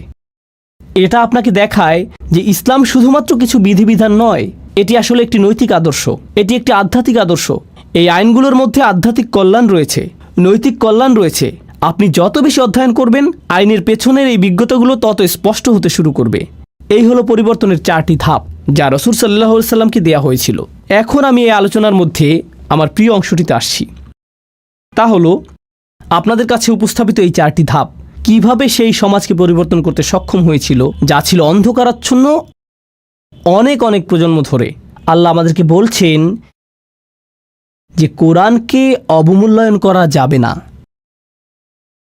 কোরআন এমন বই নয় যে আপনি শুধুমাত্র পড়েই থেমে যান। কোরআন হলো সেই বই যার সাহায্যে আপনি সম্পূর্ণভাবে নিজেকে পরিবর্তন করতে পারেন। আমি আপনাদেরকে আবারও স্মরণ করিয়ে দিচ্ছি রাসূল সাল্লাল্লাহু আলাইহি সাল্লামের এই 4টি কাজ। তিনি আয়াতসমূহ বর্ণনা করেন, তিনি তাদেরকে পরিশুদ্ধ করেন, তিনি তাদেরকে আইন শিক্ষা দেন, তিনি তাদেরকে বিজ্ঞতা শিক্ষা দেন। এই 4টি কাজ আসলে আল্লাহর 4টি নামের সাথে সম্পূর্ণরূপে মিলে যায়, যেগুলো দিয়ে আমি আলোচনা শুরু করেছিলাম। আজকের আলোচনার এই অংশটি হলো আমার সবচেয়ে প্রিয়। আমি সেই 4টি নাম আপনাদের মনে করিয়ে দিচ্ছি: রাজা, পবিত্র, কর্তৃত্বের অধিকারী, বিজ্ঞ। রাজা নামটিতে ফিরে যাওয়া যাক। যখন সেই বাহিনী আসলো এবং মানুষ সেই রাজদূতকে দেখলো, তারা দ্বিধায় পড়ে গেল। তখন কি দেখাতে হয়েছিল? প্রমাণ। আয়াত আসলে কি? যখন রাসূল সাল্লাল্লাহু আলাইহি সাল্লাম মানুষের সামনে আয়াত পাঠ করেন, যখন তিনি তাদেরকে এর মুজিজা দেখান, এর মাধ্যমে তিনি আসলে কি করছেন? তিনি আসলে তাদেরকে প্রমাণ দেখাচ্ছেন যে এটা একমাত্র আল্লাহর পক্ষ থেকেই আসা সম্ভব। আয়াতের মধ্যেই তারা তাদের রাজাকে চিনতে পারবে। লক্ষ্য করুন, কোরআনের ভূমিকাতেও আল্লাহর পরিচয় এভাবে এসেছে: আলহামদুলিল্লাহি রব্বিল আলামিন, আর রহমানির রহিম, মালিক ইয়াউমিদ্দিন। আর রহমানির রহিম দিয়ে নৈকট্য প্রকাশ করছে। আর তারপর আসছে সেই অভিজাত্যের বর্ণনা। তিনি বিচার দিবসের রাজা, বিচার দিবসের মালিক এবং প্রভু। তো রাজাকে চেনা যায় তার চিহ্ন দ্বারা, এজন্য ইয়াতলু আলাইহিম আয়াতিহি। এভাবেই মানুষ আল্লাহর স্মরণে বিস্ময়ে অভিভূত হয়ে যাবে যখন তারা কোরআনের মুজিজাগুলো বুঝতে পারবে। আল্লাহর দ্বিতীয় নামটি ছিল আল কুদ্দুস। আল কুদ্দুস অর্থ কি? পবিত্র। চিন্তা করুন, দ্বিতীয় আয়াতে রসুল সাল্লাল্লাহু আলাইহি সাল্লামের দ্বিতীয় কাজটি কী ছিল? ওয়ায়ুযাক্কিহিম, অর্থাৎ তিনি তাদেরকে পবিত্র করেন। পবিত্র হলো আল্লাহর গুণবাচক নাম, আর এই নামের দ্বারা অনুপ্রাণিত হয়ে এই কাজটি রসুল সাল্লাল্লাহু আলাইহি সাল্লাম করছেন। তিনি মানুষকে পবিত্র, পরিশুদ্ধ করছেন, তাদেরকে সেই পবিত্র সত্তার আরও নিকটবর্তী করার মাধ্যমে। রসুল সাল্লাল্লাহু আলাইহি সাল্লাম এটাই করেছেন। তিনি আল্লাহর এই 4টি নামকে মানুষের হৃদয়ে পৌঁছে দিয়েছেন, তিনি এগুলোকে মানুষের হৃদয়ে গেঁথে দিয়েছেন। আল্লাহর তৃতীয় নামটি ছিল আল আজিজ, কর্তৃত্বের অধিকারী। এমন কর্তৃত্ব যিনি সম্মান পাওয়ার যোগ্য। আর আইন প্রণয়ন ছাড়া কর্তৃত্ব পরিপূর্ণ হয় নাকি? কর্তৃত্বের অধিকারী আইন প্রণয়ন করতে পারেন। তাহলে রসুল সাল্লাল্লাহু আলাইহি সাল্লাম আইনের বিধিবিধান শিক্ষা দেন। কার পক্ষ থেকে এই আইন? কর্তৃত্বের অধিকারীর পক্ষ থেকে। কার কর্তৃত্ব সম্মান পাওয়ার যোগ্য? যতক্ষণ পর্যন্ত আপনার মধ্যে সেই কর্তৃত্বের প্রতি এই ভয়, এই সম্মান তৈরি না হবে, যতক্ষণ আপনি বুঝতে না পারবেন যে এই কর্তৃত্বের কাছ থেকে যা আসে তার উদ্দেশ্য আপনাকে পরিশুদ্ধ করা, আপনি সেই আইন বাস্তবায়ন করতে পারবেন না, আপনি সেই আইন অনুযায়ী জীবন পরিচালনা করতে পারবেন না। রসুল সাল্লাল্লাহু আলাইহি সাল্লাম আল্লাহর সেই ইজ্জাহ এর দাবি আদায় করেছিলেন মানুষকে আল আজিজের আইন এবং তার সংবিধান শিক্ষা দেওয়ার মাধ্যমে। সবশেষে প্রথম আয়াতে আল্লাহর শেষ নামটি ছিল আল হাকিম, অর্থাৎ বিজ্ঞ। আল্লাহর এই নামটি রসুল সাল্লাল্লাহু আলাইহি সাল্লামের কোন কাজের সাথে সামঞ্জস্যপূর্ণ? আল্লাহ সুবহানাহু ওয়া তাআলা বলছেন, ওয়া ইউআল্লিমুহুমুল কিতাবা ওয়াল হিকমা, তিনি তাদেরকে শিক্ষা দেন বিজ্ঞতা। আল্লাহ হলেন সবচেয়ে বিজ্ঞ, যিনি তার রাসূলকে শিক্ষা দিয়েছেন যাতে তিনি তার অনুসারীদের মনে বিজ্ঞতা সঞ্চারিত করেন, যারা এই আহ্বানে সাড়া দিবে এবং এই বিশ্বাসকে আলিঙ্গন করবে। সুবহানাল্লাহ। আল্লাহর 4টি নাম রসুল সাল্লাল্লাহু আলাইহি সাল্লামের উপর আরোপিত 4টি কাজের সাথে সরাসরি মিলে যাচ্ছে। এটাই হলো পরিবর্তনের জন্য কোরআনের বিস্ময়কর পথ চলা, যে পথে বহু মানুষ হেঁটেছে এই নামগুলোকে হৃদয়ে ধারণ করার মাধ্যমে, যা আকাশ এবং পৃথিবী উপলব্ধি করতে পেরেছে। আল্লাহ যা বলেছেন তা হলো, তোমরা যদি এই নামগুলোকে হৃদয়ে ধারণ করতে পারো, তোমরাও আকাশ এবং পৃথিবীর সাথে সামঞ্জস্যপূর্ণ হয়ে উঠবে। রসুল সাল্লাল্লাহু আলাইহি সাল্লাম এই উদ্দেশ্যে এসেছিলেন, আপনাদের মধ্যে সেই শৃঙ্খলা নিয়ে আসা যা ইতিমধ্যে আপনার চারপাশে বিদ্যমান রয়েছে। আশ-শামসু ওয়াল কমারু বিহুসবান ওয়ান নাজমু ওয়াশ-শাজারু ইয়াসজুদান, অর্থাৎ তারকা এবং বৃক্ষরাজি সিজদায় অবনত হয়। কেন তিনি আমাদেরকে বলেছেন যে তারকা এবং বৃক্ষরাজি সিজদা করে? অথবা পাখিদের তাসবিহ পড়া? আল্লাহ বলেছেন পাখিরা তাসবিহ পড়ে। ওয়া ইম মিন শাইইন ইল্লা ইউসাব্বিহু বিহামদিহি ওয়ালাকিন লা তাফকাহুনা তাসবিহাহুম, অর্থাৎ এমন কোনো জিনিস নেই যা তার প্রশংসা সহকারে তাসবিহ করে না। তো এভাবেই আমরা আমাদের চারপাশের অন্য সৃষ্টি জগতের সাথে একত্র হতে পারি। এখন আমরা একটা মজাদার বিষয়বস্তুতে এসে পড়েছি। আগের সকল আলোচনার বিবেচনায় কিভাবে আমরা নিজেদের পরিবর্তনের বিষয়টা চিন্তা করতে পারি? ইন্টারেস্টিং একটা প্রশ্ন হলো, চমৎকার এই পরিবর্তনের বিষয়ে আমরা যখন চিন্তা করি, আমি ছোটবেলা থেকেই শুনে এসেছি, সম্ভবত আপনিও সারা জীবন খুতবা এবং আলোচনায় শুনেছেন, সাহাবীদের চরিত্র কত চমৎকার ছিল, তাদের জীবনের পরিবর্তন কতটা বিস্ময়কর ছিল, কি অবিশ্বাস্য পরিবর্তনের মধ্য দিয়ে তারা জীবন অতিবাহিত করেছিলেন, আল্লাহর প্রতি কি বিস্ময়কর আনুগত্য তারা প্রদর্শন করেছিলেন। আপনি তাদের সম্পর্কে শুধু শুনেই গিয়েছেন, আর আপনি মনে মনে হয়তো বলেছেন তারা এত ভালো ছিলেন, কিন্তু এর সাথে আমার সম্পর্ক কোথায়? তারা ছিলেন অসাধারণ, এটা আমার বুঝে আসে, কিন্তু আমি নিঃসন্দেহে তেমনটি নই। আমার দ্বারা কি এই ধরনের পরিবর্তন সম্ভব? কোরআন কি আমাকে শুধুমাত্র এই অসাধারণ ঐতিহাসিক পরিবর্তনের কথাই বলছে? এক্ষেত্রে লক্ষ্য করুন তৃতীয় আয়াতটি, দেখুন আল্লাহ কি বলছেন, ওয়া আখারিনা মিনহুম লাম্মা ইয়ালহাকু বিহিম ওয়া হুয়াল আজিজুল হাকিম, অর্থাৎ তারা ছাড়াও অন্যরা, যারা হয়তো আরব না, আর এর দ্বারা পরবর্তী প্রজন্ম বোঝাতে পারে, যারা এখনও তাদের সাথে মিলিত হয়নি। তৃতীয় আয়াতে এটাই বলছে যে তারা ছাড়াও অন্যরা, যারা এখনও তাদের সাথে এক হয়নি। ওয়া হুয়াল আজিজুল হাকিম, অর্থাৎ তিনি হলেন সকল কর্তৃত্বের অধিকারী। এর দ্বারা আল্লাহ বলছেন আধ্যাত্মিক ও নৈতিক এই বিপ্লবটি শুধুমাত্র এমন কিছু মানুষের মধ্যে সীমাবদ্ধ নয় যারা রসুল সাল্লাল্লাহু আলাইহি সাল্লামের সাহচর্য পেয়েছেন, বরং এটা এমন একটা বিষয় যার ধারাবাহিকতা অব্যাহত থাকবে, কারণ তিনি হলেন সর্বশেষ রাসূল। অন্যরা এখনও তাদের সাথে যোগ দেয়নি, তারা কখনোই তাদের রাসূলের সাক্ষাৎ পায়নি, কিন্তু তারা কোরআনের সাক্ষাৎ পাবে। তারা কখনোই সাহাবীদের সাক্ষাৎ পায়নি, কিন্তু তারা একই ধরনের পরিবর্তনের সাক্ষাৎ পাবে। তারা আসছে। এটা শোনার পর রসুল সাল্লাল্লাহু আলাইহি সাল্লামের সাহাবীরাও চিন্তা করেছিলেন, অন্যরা? এই অন্যরা কারা? মানহা উলা, তারা বলেছেন, কুন্না জুলুস ইনদান নবী সাল্লাল্লাহু আলাইহি সাল্লাম, অর্থাৎ আমরা রাসূল সাল্লাল্লাহু আলাইহি সাল্লামের সান্নিধ্যে বসেছিলাম। নাযালাত আলাইহি সূরাতুল জুমআ, সূরা জুমআ নাজিল হলো, এই সূরাটি নাজিল হলো। আর যখন তিনি তিলাওয়াত করতে শুরু করলেন, তিনি পড়লেন, ওয়া আখারিনা মিনহুম লাম্মা ইয়ালহাকু বিহিম, অন্যরা এখনও তাদের সাথে মিলিত হয়নি। যখন তারা এই আয়াতটি শুনলেন, তারা বললেন, এরা কারা? তখন রাসূল সাল্লাল্লাহু আলাইহি সাল্লাম তাকালেন সালমান আল ফারসির দিকে, তিনি দেখালেন সালমান আল ফারসির দিকে। এরপরে কি ঘটেছিল তা বলার আগে আসুন সালমান ফারসি সম্পর্কে কিছুটা জেনে নেওয়া যাক। যারা জানেন না তাদের জন্য বলছি, তার নামের অর্থ হলো পারস্যবাসী সালমান। নাম থেকে বোঝা যায় তিনি কোন এলাকার। তিনি পারস্য বা ইরানের মানুষ। তিনি জন্মেছিলেন এবং বেড়ে উঠেছিলেন অগ্নিপূজক পুরোহিত একটি পরিবারে। তার পরিবার ছিল অগ্নিপূজারীদের ধর্মীয় গুরু শ্রেণীর। তিনি তার ধর্মকে অস্বীকার করেছিলেন। এটা তার কাছে যুক্তিসঙ্গত মনে হয়নি। তিনি একমাত্র সত্য সৃষ্টিকর্তার সন্ধান করছিলেন, আর তার এই বিশ্বাসের জন্য তিনি অত্যাচারিত, কারাবন্দী এবং নির্যাতিত হয়েছিলেন। তার পরিবারের জন্য তিনি লজ্জার কারণে পরিণত হয়েছিলেন। তিনি বন্দিদশা থেকে মুক্ত হলেন, পালিয়ে গেলেন সত্যের সন্ধানে। এরপর একজন খ্রিস্টান পাদ্রীর সাক্ষাৎ পেলেন, তার শিষ্যত্ব গ্রহণ করলেন, যিনি তাকে শিক্ষা দিয়েছিলেন পূর্ববর্তী আসমানি গ্রন্থসমূহ, তাওরাত, হিব্রু বাইবেল, আরও শিক্ষা দেন ঈসা আলাইহিসসালামের শিক্ষাগুলো। তাকে শিক্ষা দেন সর্বশেষ নবীর আবির্ভাবের লক্ষণসমূহ, যিনি আসবেন মদিনাতে। তো সালমান আল ফারসি বললেন, আমাকে সেখানে যেতে হবে, সর্বশেষ নবীর সাক্ষাৎ পাওয়ার জন্য আমি সেখানে যেতে চাই। তো তিনি রওনা দিলেন এবং ডাকাতের হাতে পড়ে দাস হিসেবে বিক্রি হয়ে গেলেন। দাস হিসেবে মদিনাতেই তাকে নিয়ে আসা হলো। দাস হিসেবে থেকেই সেখানে রাসূল সাল্লাল্লাহু আলাইহি সাল্লামের আগমনের অপেক্ষা করছিলেন। আর যখন রাসূল সাল্লাল্লাহু আলাইহি সাল্লাম হিজরত করে মদিনায় আসলেন, তিনি নিজেকে উপস্থাপন করলেন এবং বললেন, আমি এভাবে এখানে এসেছি, আমি আপনার সাক্ষাতের প্রত্যাশায় এখানে এসেছি। ফিরে আসছি আমাদের আলোচনায়। উনি ছিলেন ইরানের অধিবাসী, যিনি এমন পরিবেশে ছিলেন যার ইসলামের সাথে কোনো সম্পর্ক ছিল না, কোনো দাওয়াত, কোনো প্রচারণা ছিল না। তিনি নিজে সত্যের অনুসন্ধান করেছিলেন এবং রাসূল সাল্লাল্লাহু আলাইহি সাল্লামের সান্নিধ্য লাভে ধন্য হয়েছিলেন। ইনি সেই ব্যক্তি। সাহাবীরা রাসূল সাল্লাল্লাহু আলাইহি সাল্লামকে প্রশ্ন করলেন, অন্যরা এখনও তাদের সাথে মিলিত হয়নি, এরা কারা? তিনি সালমান আল ফারসির দিকে ইশারা করলেন। তারপর বললেন, লাউ কানা ঈমানু ইনদা সুরাইয়া, ঈমান যদি বৃহস্পতি গ্রহের মতো দূরবর্তী স্থানেও থাকতো, লানালাহু রিজালুম মিন হাউলা, তার মতো মানুষেরা ঈমানের জন্য সেখানেও পৌঁছে যেত। এমন মানুষ আছে যারা অনুসন্ধানে রত থাকবে। তারা পৃথিবীর যেখানেই থাকুক না কেন, ইসলাম থেকে যত দূরেই তারা থাকুক, হয়তো লা ইলাহা ইল্লাল্লাহ সম্পর্কে তাদের কোনো ধারণা নেই, হয়তো আরবি ভাষা অথবা মুসলিম সমাজ জীবন সম্পর্কে তাদের কোনো ধারণাই নেই, হয়তো তাদের কিছুই জানা নেই, তারা জানে না কোরআন কি, আর এই সকল মানুষই আল্লাহকে খুঁজে পাবেন।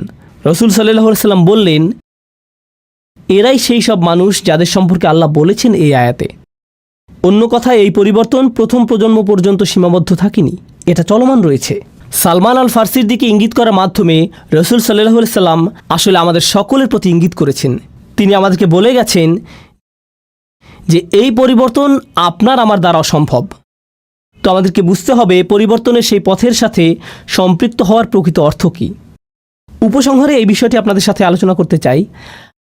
আমি শুধুমাত্র পরিবর্তনের এই তত্ত্বটি শোনাতে চাই না, আমি আপনাদের জানাতে চাই যে আমি এটাকে আমার নিজের জীবনের লক্ষ্যে পরিণত করেছি। কিভাবে আমি নিজেকে এবং অন্যদেরকে পরিবর্তনের সেই পথে সম্পৃক্ত হওয়ার জন্য সাহায্য করতে পারি। আমরা মনে করি যে আজকের আলোচিত এই আয়াতের শিক্ষাগুলো জীবনে প্রয়োগ করার জন্য আমাদের কাছে একটি মাধ্যম রয়েছে, যার নাম হলো বাইয়িনা টিভি। আপনাদের মধ্যে কেউ কেউ হয়তো ইতিমধ্যে এর সাথে পরিচিত, কিন্তু আমি আপনাদেরকে বর্ণনা করতে চাই কিভাবে বাইয়িনা টিভি কাজ করে এবং এর মাধ্যমে আপনি কি অর্জন করতে পারবেন বলে আমরা আশা করছি। দিন শেষে এটাই আমার জীবনের লক্ষ্য। আমার সকল প্রচেষ্টা ব্যয় করছি জ্ঞানের এই ভাণ্ডারকে আরও সমৃদ্ধ করার জন্য, যাতে মানুষ পরিবর্তনের এই প্রক্রিয়াটিকে অনুভব করতে পারে, যে পরিবর্তনের দ্বারা আমি নিজেও প্রবলভাবে অনুপ্রাণিত হয়েছি। আর আমি আশা করছি আপনি এই পথ চলায় আমার সাথেই থাকবেন। রাসূল সাল্লাল্লাহু আলাইহি সাল্লামের যে কাজগুলো নিয়ে কথা বলছিলাম, চলুন সেখানে যাওয়া যাক। তার আগে বাইয়িনা টিভি সম্পর্কে কিছুটা বলে নিতে চাই। এটা হলো সম্পূর্ণ কোরআনের পথ ধরে আপনার ভ্রমণ, এমনভাবে যে আপনার জীবনের আলো ফিরিয়ে দেবে, এমনভাবে যে আপনি সহজেই জীবনের কর্মব্যস্ততার সাথে মানিয়ে নিতে পারবেন। আমি জানি মানুষের ব্যস্ততা আছে, আপনাদের মধ্যে অনেকেই রয়েছেন মা, অনেকে বিভিন্ন পেশায় নিয়োজিত, অনেকে ছাত্র। আপনাদের জীবনের ব্যস্ততা বিভিন্ন রকম, ব্যস্ততা সবসময় থাকবে। তবুও কোরআনের সাথে আমাদের নিয়মিত একটা সম্পর্ক রক্ষা করতে হবে। যারা সব কিছু ত্যাগ করে পুরো সময় নিয়ে শুধু কোরআন অধ্যয়ন করতে পারবেন না, সেক্ষেত্রেও কোরআনের সাথে নিয়মিত একটা সম্পর্ক আমাদের তৈরি করতে হবে, যাতে আমরা পদ্ধতিগতভাবে এবং আন্তরিকভাবে কোরআনের শিক্ষায় অগ্রগতি অর্জন করতে পারবো আমাদের নিজস্ব সময়সূচি অনুযায়ী। তো আপনাদের জন্য আমাদের পরিকল্পনাগুলো বলছি। 1 নম্বর পরিকল্পনা হলো শুধুমাত্র সূরা ফাতিহা অধ্যয়ন। সূরা ফাতিহার উপর আমাদের রেকর্ড করা লেকচার আছে, যা আমি দিয়েছিলাম কয়েক বছর আগে। আর এই লেকচারটার উদ্দেশ্য শুধুমাত্র কোরআনের পরিচিতি দেওয়াই নয়। অবশ্যই আল্লাহ এবং কোরআনের জন্য শ্রেষ্ঠ পরিচিতি হলো প্রথম সূরা ফাতিহা, কিন্তু আমি এটাকে এমনভাবে উপস্থাপন করেছি যাতে এটা বোঝা যায় যে সূরাটি এতটাই সুন্দর যে ঐশী গ্রন্থের পক্ষেই একমাত্র এমনটা হওয়া সম্ভব। শুধুমাত্র অনুবাদ করে সূরা ফাতিহার শিক্ষাগুলো উপস্থাপন করা আমার উদ্দেশ্য ছিল না, বরং আমি চেষ্টা করেছি এর মজিজাপূর্ণ সৌন্দর্য এবং শক্তিমত্তাকে প্রকাশ করতে। এটাই ছিল আমার প্রচেষ্টা। আমি আসলেই এই কোর্সটিকে বিশেষভাবে ভালোবাসি। এর সাথে আমার সম্পর্ক অন্যরকম, কারণ এমন অনেকের সাথে আমার সাক্ষাৎ হয়েছে যারা ছিলেন ধর্মযাজক অথবা ভিন্ন ধর্মাবলম্বী। তারা সূরা ফাতিহার এই ব্যাখ্যাটি শুনে ইসলাম গ্রহণ করেছিলেন। তো আমি মনে করি আপনার শুরু করার ক্ষেত্রে এটা গুরুত্বপূর্ণ। ফাতিহা যখন আপনার শেষ হবে, আমার আশা হলো আপনি এখন কোরআনের বাকি অংশের প্রতি কৌতূহলী হয়ে উঠছেন। ফাতিহা যদি এতটা অনুপম, সুন্দর এবং অসাধারণ হয়, কোরআনের আরও কত চমৎকারিত্ব থেকে আমি বঞ্চিত হচ্ছি। আরও কি আছে যা কোরআন থেকে পাওয়া সম্ভব? আর এর জন্যই আমি আপনাকে নিয়ে যেতে চাই ডিভাইন স্পিচ কোর্সে। ডিভাইন স্পিচ কোর্সটি আমি করেছিলাম অনেক বছর আগে। আমি পৃথিবীর অনেক প্রান্তে ভ্রমণ করেছি এই কোর্সটি করানোর জন্য, আর এটা রেকর্ড করা হয়েছে এবং এখন বাইনা টিভিতে রয়েছে, আলহামদুলিল্লাহ। আমি সরলভাবে ডিভাইন স্পিচ কোর্সটির উদ্দেশ্য বর্ণনা করছি। যখন আপনি ডিভাইন স্পিচ কোর্সটি শেষ করবেন, তখন আপনাকে বলতে হবে, ওয়াও, অবশ্যই এটা আল্লাহর কাছ থেকে এসেছে, এটা কোনোভাবেই মানুষের কথা না। সেখানে আমি নিজে থেকে আপনাকে প্রভাবিত করার চেষ্টাও করিনি, এটাই সত্য। আমি শুধু দেখাতে চেয়েছি যে কোন জিনিসটা কোরআনকে অসাধারণভাবে, ব্যাখ্যাতীতভাবে সৌন্দর্যমণ্ডিত করেছে।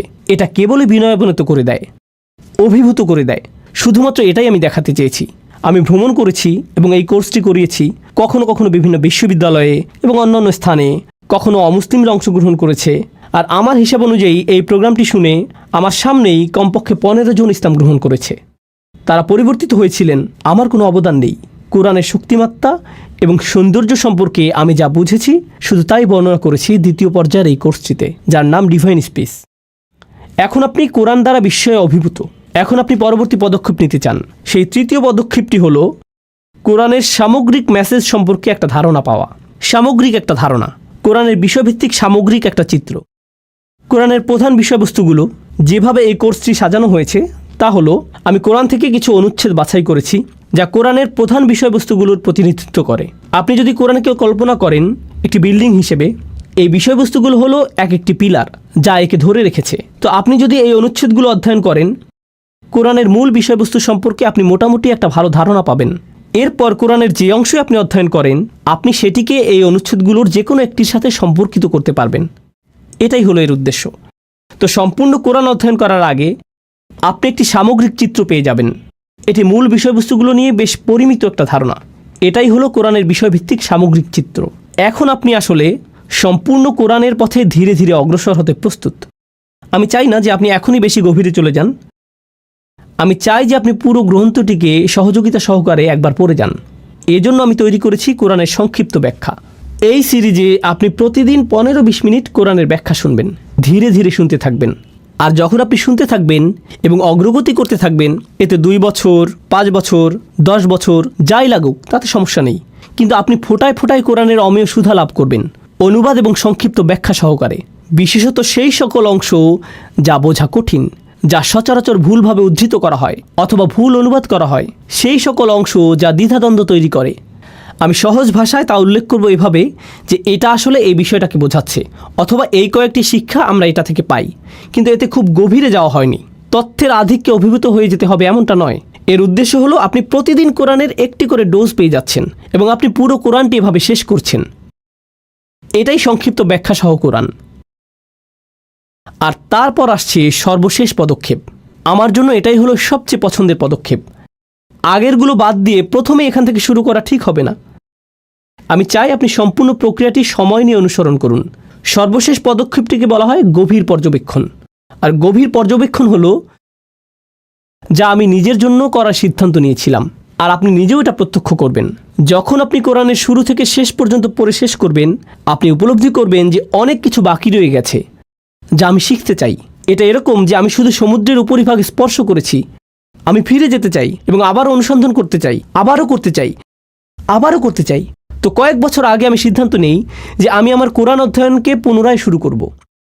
এই অধ্যয়নের সময় আমি ধরে নিলাম যে এর আগে কখনো আমি এটা অধ্যয়ন করিনি, আর আমি চেষ্টা করেছি আগে যতটাই অধ্যয়ন করেছি তার চেয়ে আর গভীরে গিয়ে অধ্যয়ন করার জন্য।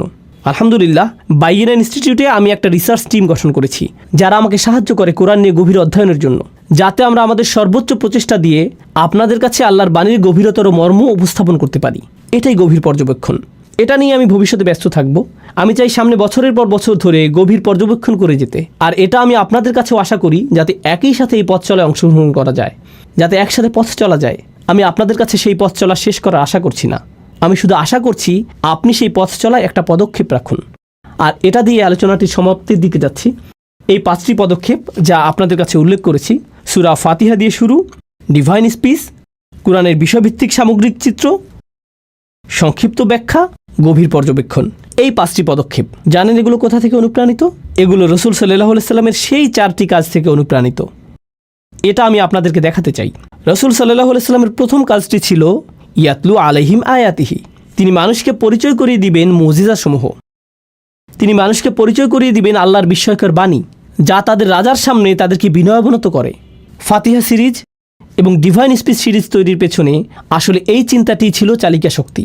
আপনি এই 2টি সিরিজের মধ্য দিয়ে যাবেন, কারণ এর মাধ্যমে আমরা আপনাকে ইয়াতলু আলাইহিম আয়াতিহি এই আয়াতটির কিছুটা স্বাদ দিতে চাই। এটাই রাসূল সাল্লাল্লাহু আলাইহি সাল্লামের প্রথম কাজ। রাসূল সাল্লাল্লাহু আলাইহি সাল্লামের দ্বিতীয় কাজটি ছিল ওয়ায়ুযাক্কিহিম, অর্থাৎ তিনি তাদেরকে পরিচ্ছন্ন করেন, তিনি তাদেরকে পরিশুদ্ধ করেন। কিভাবে তিনি তাদেরকে পরিশুদ্ধ করেন? অবিরত, নিয়মিত স্মরণের মাধ্যমে। কোরআনের বিষয়ভিত্তিক সামগ্রিক চিত্র এবং সংক্ষিপ্ত ব্যাখ্যা, এগুলোর মাধ্যমে আমরা কি আশা করছি? নিয়মিত স্মরণ।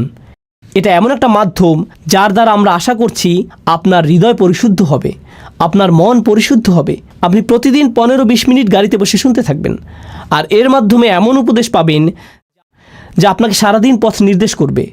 আপনি ক্রমশ আপনার জীবনে কোরআনের ছোঁয়া অনুভব করতে থাকবেন, কারণ আপনি অবিরত দৈনিক ডোজ নিচ্ছেন। আমি আসলে আশা করছি না যে আপনি এর জন্য কাগজ কলম নিয়ে বসবেন। আমি চাই যে আপনি শুধু শুনুন, এটাই যথেষ্ট। এর নিজেরই একটা পরিশুদ্ধকারী প্রভাব রয়েছে।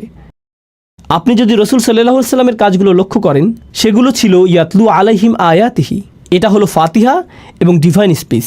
ওয়ায়ুযাক্কিহিম, অর্থাৎ তিনি তাদেরকে পরিশুদ্ধ করেন।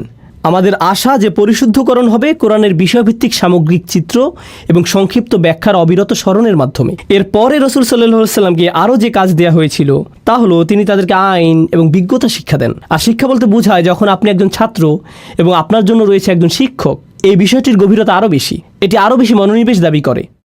এখন আপনাকে কাগজ কলম নিয়ে বসতে হবে, আর এজন্যই আমরা তৈরি করেছি গভীর পর্যবেক্ষণ কোর্সটি।